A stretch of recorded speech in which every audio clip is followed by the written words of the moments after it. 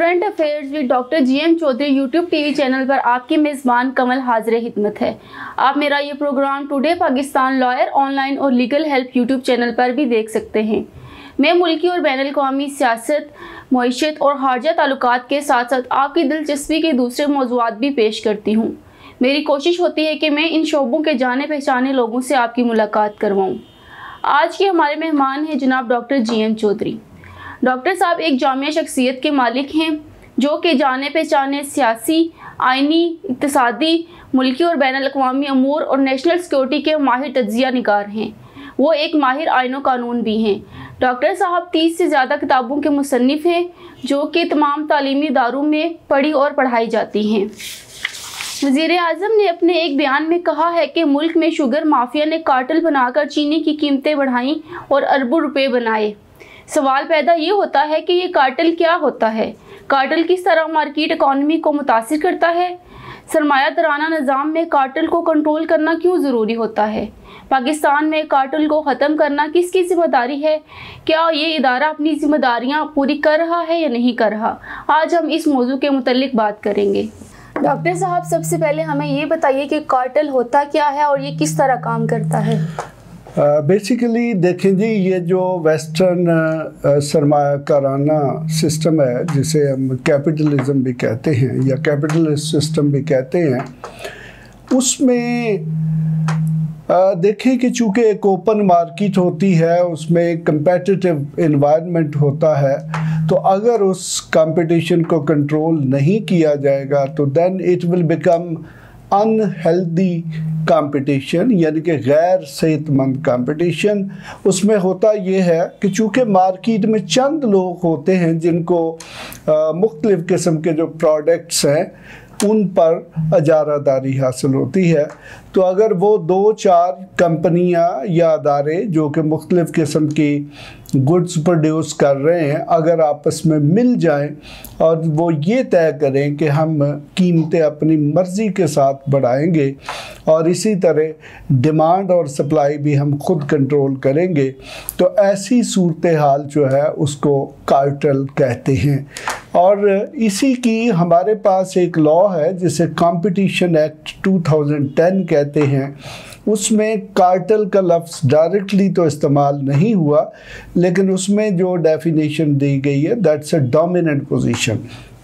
तो dominant position से भी ये मुराद है कि अगर कोई इदारा जो मुख्तलिफ़ किस्म की गुड्स और सर्विसेज प्रोड्यूस कर रहा है और उसको मार्केट में डोमिनेंट पोजीशन हासिल है और वो अपनी उस डोमिनेंट पोजीशन को इस्तेमाल करते हुए जो चीज़ों की सप्लाई और डिमांड है उसको कंट्रोल करे और उसके साथ साथ उनकी कीमतों को भी कंट्रोल करे, तो उस सूरत हाल को हम कार्टेल या कार्टेलाइजेशन कहते हैं।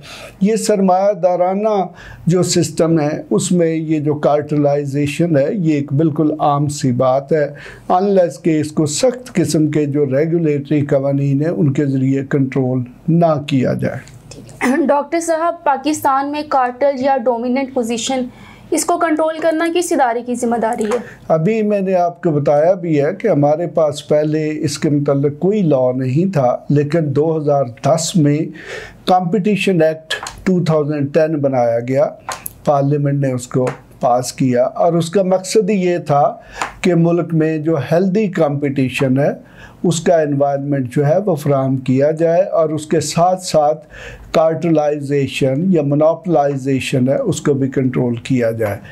तो उस अदारा जो है उसका एक चेयरमैन होता है, फिर उसके मेंबर्स होते हैं, लेकिन दिलचस्प बात यह है कि हमारे मुल्क में बहुत सारे कार्टेल्स, माफियाज ऑपरेट कर रहे हैं, लेकिन उस अदारे का किरदार जो है वह ना होने के बराबर है।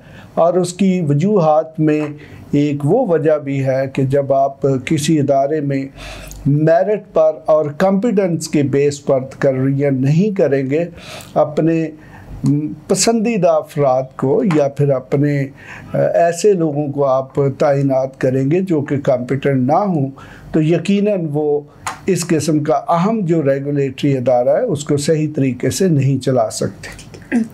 डॉक्टर साहब, वज़ीर आज़म इमरान खान अक्सर रेगुलेटरी कैप्चर का जिक्र करते हैं। क्या शुगर माफिया जो है वो रेगुलेटरी कैप्चर बन चुका है?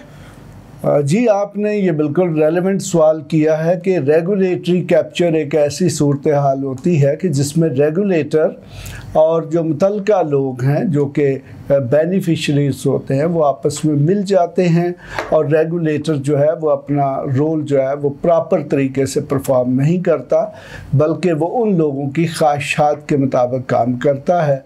तो ऐसी सूरत हाल को रेगुलेटरी कैप्चर कहते हैं।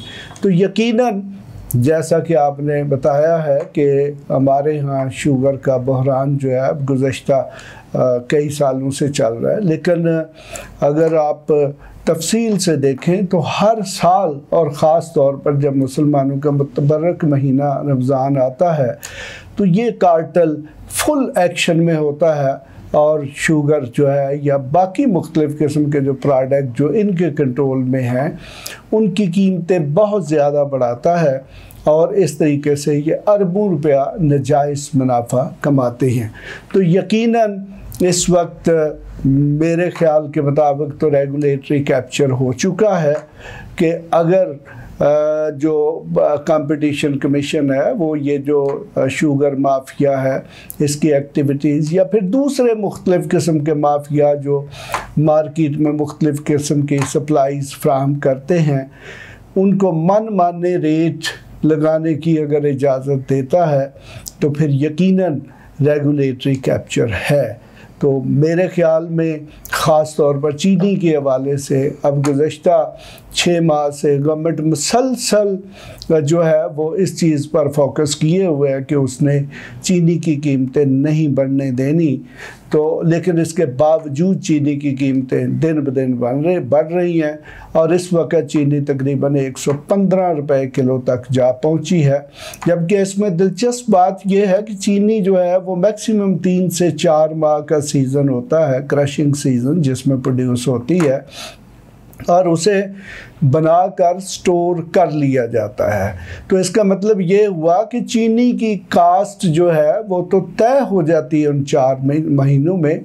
इसमें ऐसा कोई जवाब नहीं है जी कि मार्केट फोर्सेस हैं या कुछ चीज़ उसकी सप्लाई शॉर्ट हो गई है तो इसलिए उसकी कीमतें बढ़ रही हैं, बल्कि ये जो शुगर माफिया है ये ख़ुद जो मार्केट में जो चीनी की सप्लाई है उसको कंट्रोल करता है और शॉर्टेज पैदा करके रेटों को बढ़ाता है और इस तरीके से हर साल अरबों रुपए बनाता है। ठीक है डॉक्टर साहब, कार्टेल्स पाकिस्तान के सरमायादाराना निज़ाम में एक तल हकीकत है।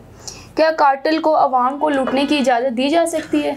देखें जी, किसी भी शख्स को नाजायज़ मुनाफाखोरी की इजाज़त कतई तौर पर नहीं दी जा सकती और ख़ास तौर पर जैसा कि मैंने आपको बताया है कि ये जो शुगर है इसका क्रशिंग सीज़न 4 माह का होता है, यानी कि 4 माह में चीनी प्रोड्यूस हो जाती है और उसे गोडाउन्स में गोदामों में रख लिया जाता है, स्टोर कर लिया जाता है।